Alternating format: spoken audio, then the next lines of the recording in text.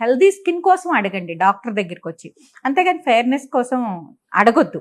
చాలామంది పేషెంట్స్ ఏంటంటే వాళ్ళు ఫెయిర్గా ఉంటారండి, కానీ ఇంకా ఫెయిర్నెస్ కావాలంటారు. ఒక్కొక్కసారి అనిపిస్తుంది అయ్యో పాపం అనిపిస్తుంది. అలాగే కొంతమంది తల్లులు వస్తారు, వాళ్ళ బిడ్డలు పసి బిడ్డలండి, అప్పుడే పుట్టిన బిడ్డలు, మంత్స్ బేబీస్.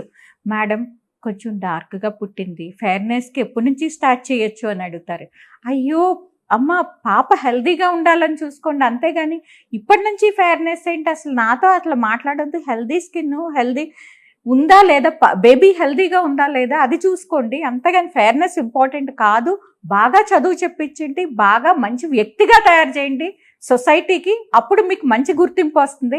ఫెయిర్గా ఉన్నంత మాత్రాన్ని గుర్తింపు రాదు, అది ఎందుకు పనికిమాలిన గుర్తింపు. మీ బిడ్డను మీరు ఎంత చక్కగా పెంచుకోగలిగితే అది మంచి గుర్తింపు, అంతే కదండి. అంటే మనకి ఫెయిర్గా ఉన్నంత మాత్రాన అసలు విషయం లేకపోతే ఎవరు గుర్తింపిస్తారండి. చక్కగా చదువుకుని లేదంటే చక్కగా ఒక మంచి వ్యక్తిగా సొసైటీకి ప్రొజెక్ట్ చేసుకుంటే కనుక అది మంచిది. సో 10 మంది చెప్పుకుంటారు, అంతే కదండి.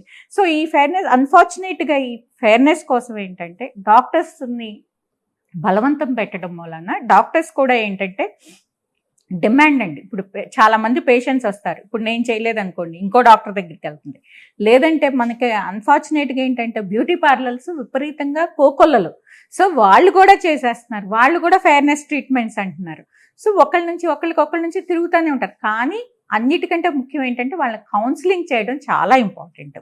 మనం సరైన కౌన్సిలింగ్ ఇవ్వలేదనుకోండి వాళ్ళు ఇంకొక దగ్గరికి చేరుతారు.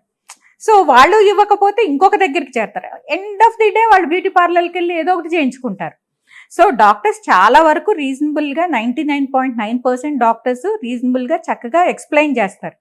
కానీ కొన్ని పార్లర్స్లోనో కొంతమందో చేసేస్తుంటారనమాట. సో దీనికి ఏంటంటే చాలామంది తెలియక నా దగ్గరికి వచ్చే పేషెంట్స్ అండి బ్యూటీ పార్లర్లో కొన్ని క్రీమ్స్ అనమాట, స్టెరాయిడ్ క్రీమ్స్ వాడతారు. సో వాటికి ఏంటంటే లేబుల్స్ ఉండవు, ఏ రకమైన లేబుల్స్ ఉండవు, బాటిల్స్లో పెట్టి ఇచ్చేస్తుంటారు అనమాట, ఆ ప్లాస్టిక్ డబ్బాల్లో పెట్టి ఇచ్చేస్తుంటారు. అది వాడితే చాలా ఫెయిర్గా అవుతారనమాట. మా డాక్టర్స్ దగ్గరికి వస్తే ఏంటంటే మేము ఇచ్చే క్రీమ్స్కి అంత ఫెయిర్గా అవరు, కొంత బెటర్ అవుతారు, వాళ్ళ స్కిన్ ఒక న్యాచురల్ గ్లో ఉండేటట్టే ఉంటాయి, మా అబ్నార్మల్గా ఉండవు.